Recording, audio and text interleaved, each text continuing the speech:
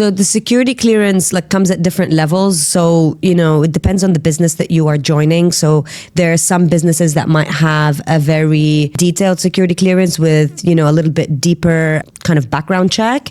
If we're talking about defense industry or cybersecurity and things like that, those could take a little bit longer. Minimum, I would say around 4 weeks. The other businesses, like all the sovereign wealth funds, anything that's related to the government, you will have to do a security clearance. That usually takes about minimum of 2 to 3 weeks, let's say. Whatever it is, do not resign until you get your clearance through. Even if you have a written offer, do not resign until your security clearance is done.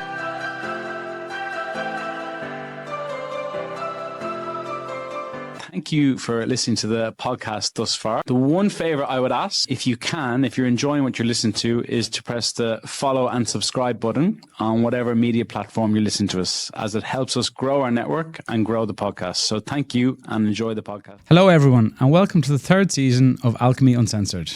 I'm your host, Connor, and today we have an exciting special episode for you. We're talking all things recruitment, what's happening in the market, the latest trends, and what you need to know to stay ahead in 2025. But here's the twist. Because there's so much to cover, we'll be releasing this episode in 3 parts, with each topic getting its own dedicated episode. Joining me today are 2 incredible guests who are the experts in their fields. First, we have Rudika, who specialises in the tax market and brings a wealth of knowledge in the world of tax. And we also have Wiam, Director and Head of Abu Dhabi Operations, who's here to give us the latest updates on the Abu Dhabi recruitment market for the whole of H1 this year. And finally, I'll be sharing my thoughts on the exciting developments in Dubai's recruitment market and what's shaping the landscape in 2025. But we'll break the ice first for Rudika and Wiam, because they're very, very nervous today. Okay, just be ready, just be nice. So we're going to have a few quick fire questions. 1-word answers, please. Okay? Just one word. Okay. Just 1 word, please. Okay, ready? Ready. In 1 word, how would you describe the hiring landscape in H1 2025? Rudika? Roller coaster. 2 words. Unpredictable. What's the biggest hiring challenge? Talent. No clear benchmarks. That's more than 1 word, Rudika, but that's okay. We'll move on. What's your favourite interview question to ask a candidate? What is it that you want or don't want in the next role? Good. This is obviously more than 1 word, to be fair. So It's 1 line. If you could change one thing about your current role, what would that be?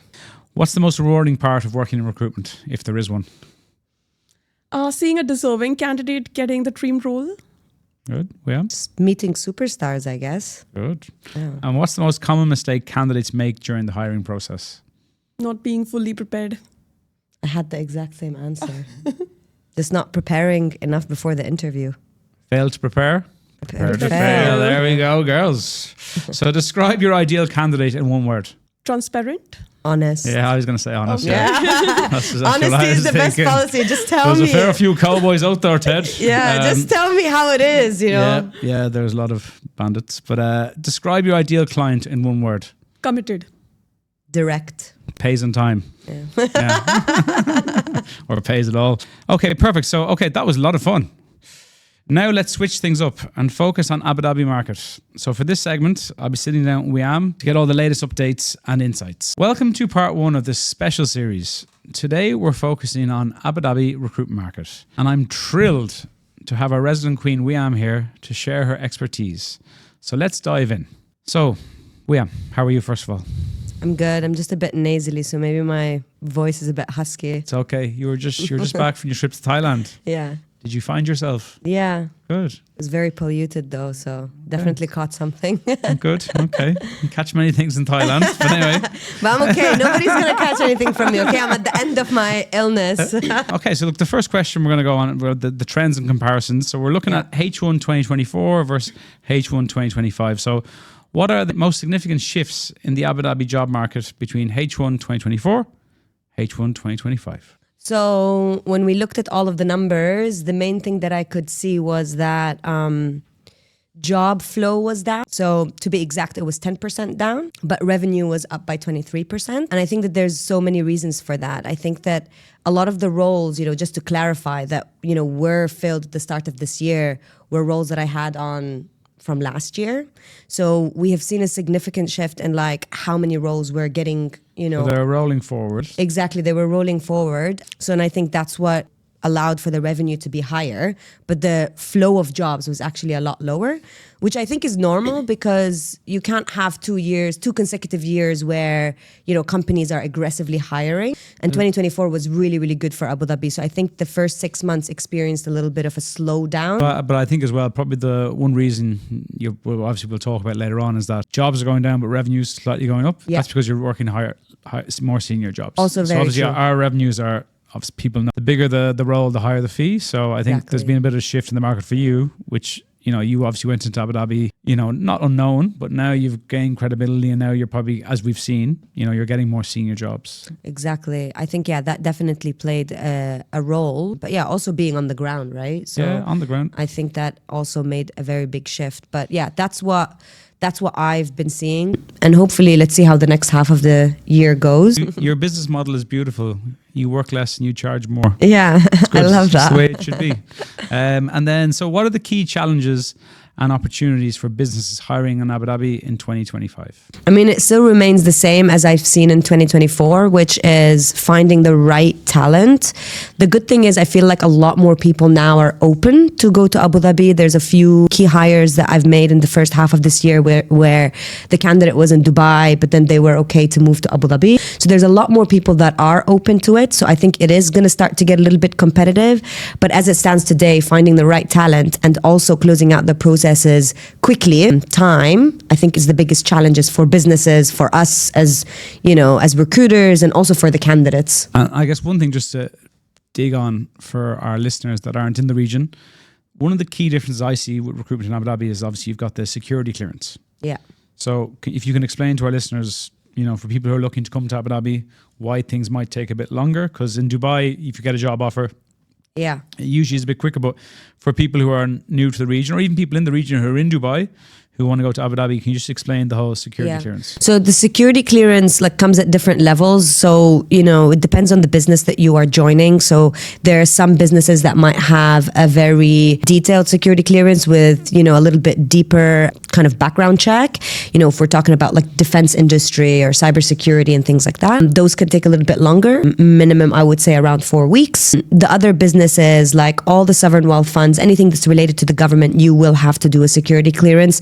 That usually takes about minimum of 2 to 3 weeks, let's say. But it's just a background check, right? So it's just, are you who you say you are? And are you connected to anybody that is, that has interest. Yeah, exactly. And, generally speaking, I think it's because there's a lot of capital that's moving around. There's a lot of high profile projects, confidential projects, and it's quite important to, I guess, be safe. Then sorry. Yeah. Okay. So again, it can be something that can stall up processes. But if someone who's interviewing for jobs in Abu Dhabi and then you get told you have a security clearance, it is part of the course. Exactly. And, I've seen companies also do it at a different timing. So I've seen companies that do it at the very start because they don't want to go through a whole process and then someone gets rejected and then they're back to, square one, I guess. And there's a lot of businesses that do it when you are about to get an offer or right before the offer stage, right? It's a good sign for the most part. Yeah, for the most part. But whatever it is, do not resign until you get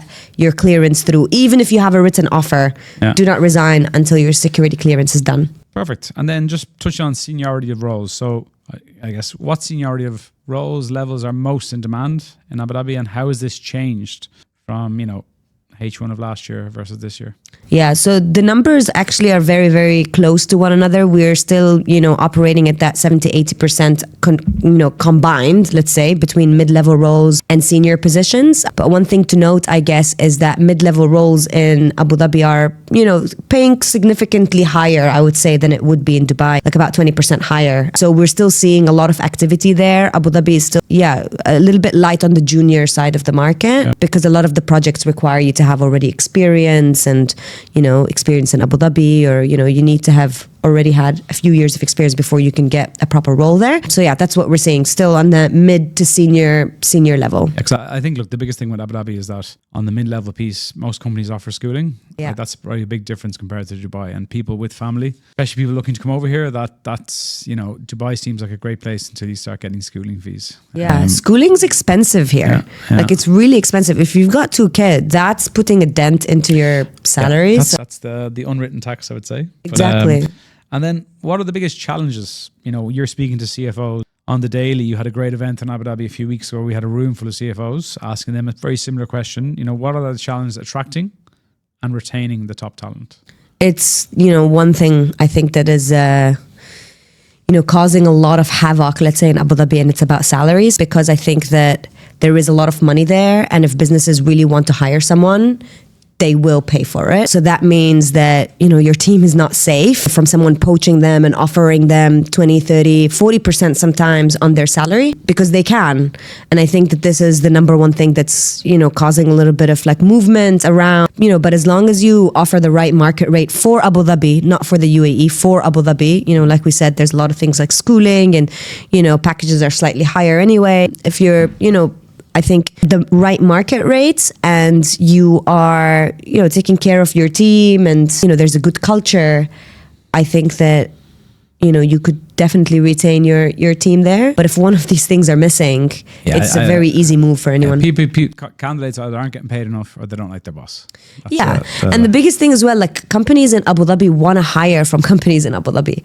Like if you have 2 candidates and one of them, you know, is a Dubai candidate and the other is an Abu Dhabi candidate, they would probably prefer the Abu Dhabi candidate just because they know that they would be used to the culture and how things are in these businesses. And, you know, a lot of the sovereign wealth funds, they have their own reporting structures and their own reporting styles.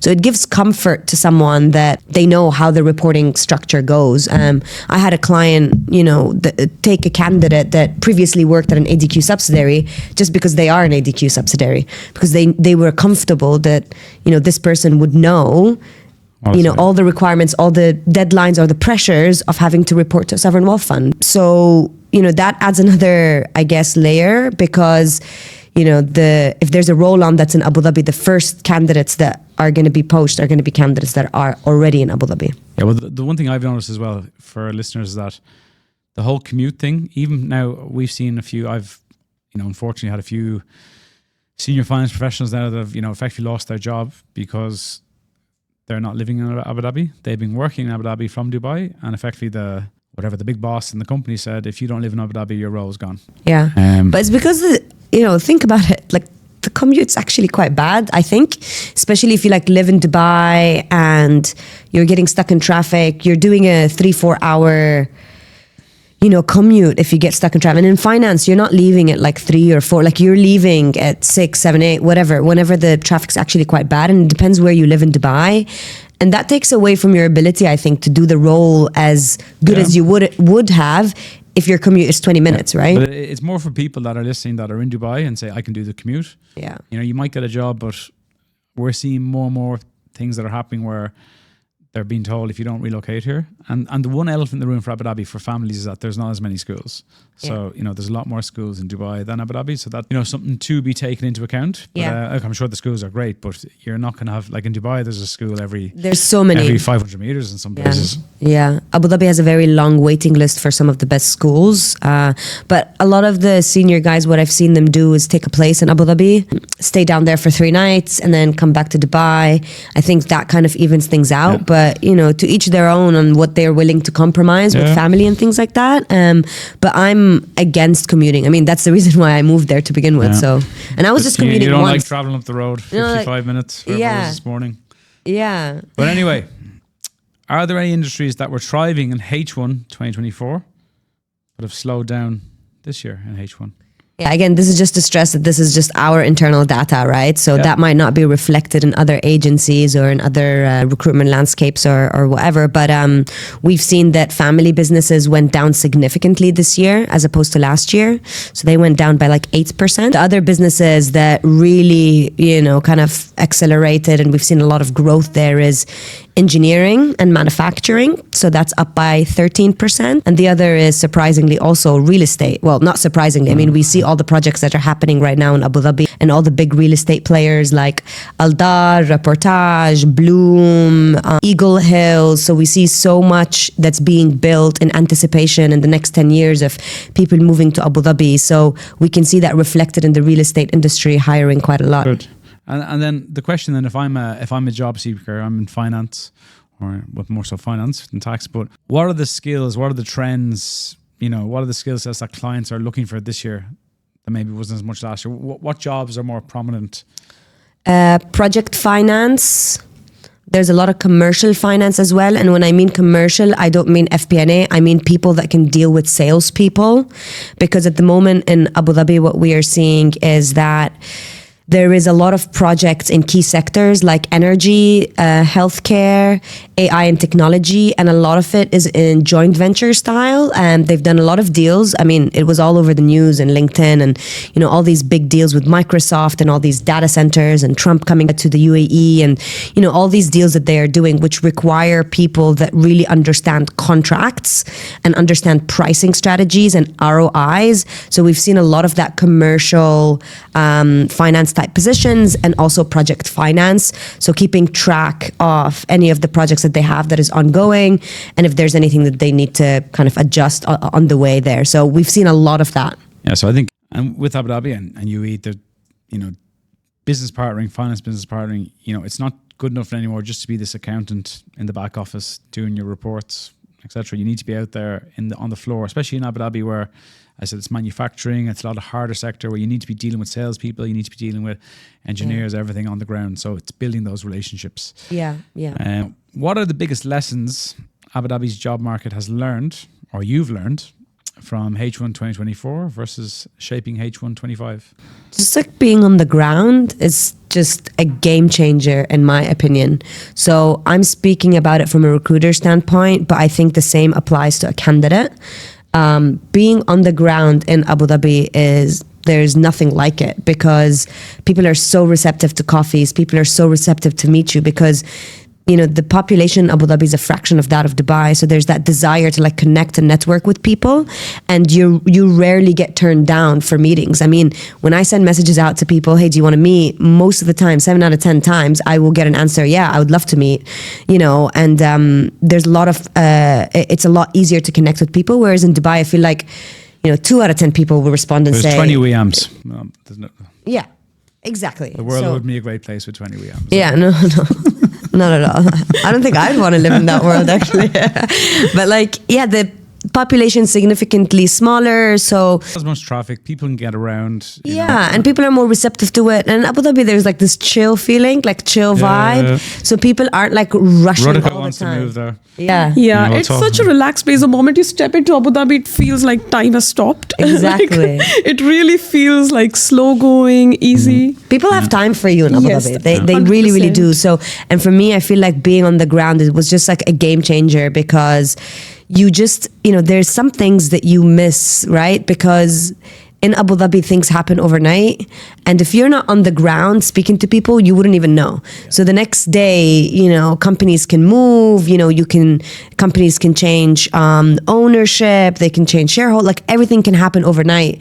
And if you're not staying up to date with what's going on day in and day out, then it can make things really difficult. Yeah. Well, I think there's one side that might get in trouble for this, but there is a lack of governance, I think, for a lot of companies, and changes happen very, very quickly without, good and bad changes. But I mean, they're putting a lot of new rules now and regulations. But I mean, we all know. I mean, in Abu Dhabi, there's 5 big main players, and effectively just moving things around to suit kind of the environment at that point. But you need to be aware of these things because if you're not, then you need to be culturally aware. Yeah. And then, final question. You have a crystal ball in front of you. What are the predictions for H2? I might be really biased. Well, it's okay, be honest. Because maybe I want to say what I want rather than what I think will happen. But no, I think H1 was pretty slow, as I said, from a job flow perspective. So I do think that businesses hired a lot last year. So there will be a reevaluation point at some point. Maybe this is happening right now in the summer to reassess what businesses need where. So I think that there will be more jobs that will be coming on. I hope there will be more jobs that will be coming on. But with all the projects that's going on in Abu Dhabi, I don't think that there's going to be a massive slowdown because they need these projects to finish. I mean, in the last 3 months, again, if you see all of the deals that have been signed, you know, it makes sense that recruitment will follow. Yeah, look, I'll tell you, I'll end on a real-time story about Wiam. So during Ramadan, I went down to Abu Dhabi and I met Wiam for a coffee, although she was fasting, so I was having the coffee and she wasn't very happy. She was nearly crying into my cup of coffee. She said, "There's no jobs. Abu Dhabi, there's nothing." It's Ramadan. And I was like, shway, you know, tranquilo. You know, she said, Abu Dhabi, I don't know. 4 weeks later, she was drowning in jobs. So, you know, it does come like a bit of a roller coaster. Waves. As it is waves, and, you know, you're building out a great thing down there. And, yeah, onwards and upwards. So thank you. Best decision I've ever made. Allah. Going to Abu Dhabi. I wonder who came up with that one. So anyway, that wraps up our discussion on the Abu Dhabi market. A big thank you to Wiam for sharing her insights. It's been a fantastic conversation. This concludes part 1 of the special series. In the next episode, we'll be talking to Rudika about the latest trends in the tax market and what's shaping up as the critical sector in 2025. Stay tuned next week for the second part. Boom.